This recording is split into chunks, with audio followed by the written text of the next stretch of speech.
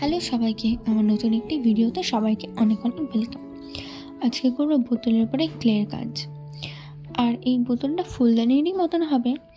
তো ফুলদানির পরে একটা ফুলের ছোট্ট দুটো ফুল কাজ করব। তো প্রথমে আমি মোল্ডেডগুলোকে মেখে নিয়েছিলাম ভালো করে।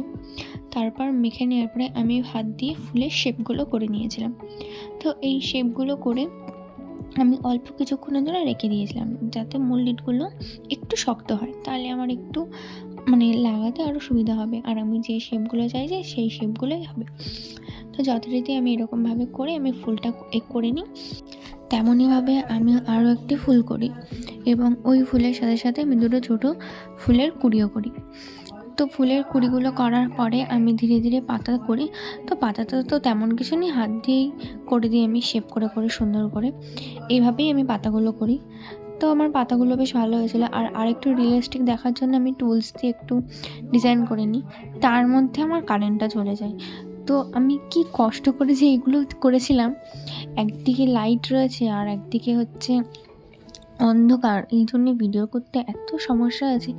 তারপরে যাই হোক, পরের দিন আমি ফুলের কালারগুলো করি। তো ভায়োলেট, সাদা, একটু পার্পল, পিঙ্ক এইসব দিয়ে আমি কালারগুলো করি। তো এইভাবে আমি সবকটা ফুলের আমি কালার করেছিলাম। আর এমনি এর মধ্যে আমি কিছু মেশাইনি, তাছাড়া একটু নীল কালার দিয়েছিলাম। তারপর আমি পাতার কালারগুলো করি। এই সব কিছু হয়ে যাওয়ার পরে তারপর আমি পাতাতে হাত দিই।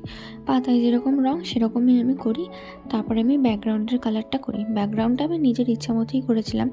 ফার্স্টে কালো, তারপরে বুশান ব্লু, হোয়াইট, তারপরে পার্পল কালার, যা আমার মন চেয়েছিলো আমি তাই দিয়ে আমি ভরিয়ে দিয়েছিলাম ব্যাকগ্রাউন্ডটা। তো আমার এই ব্যাকগ্রাউন্ডটা হয়ে যাওয়ার পর বোতলটা আমার খুব একটা দেখতে খারাপ হয়নি। আবার আমার তো খুবই পছন্দ হয়েছে বোতলটাকে। তো তোমরা দেখে বলো যে আমার এই বোতলটা তোমাদের কেমন লেগেছে। আর ভালো লাগলে অবশ্যই একটা লাইক করে দিও। আজকের মতো ভিডিওটা এখানেই শেষ করছি। টাটা।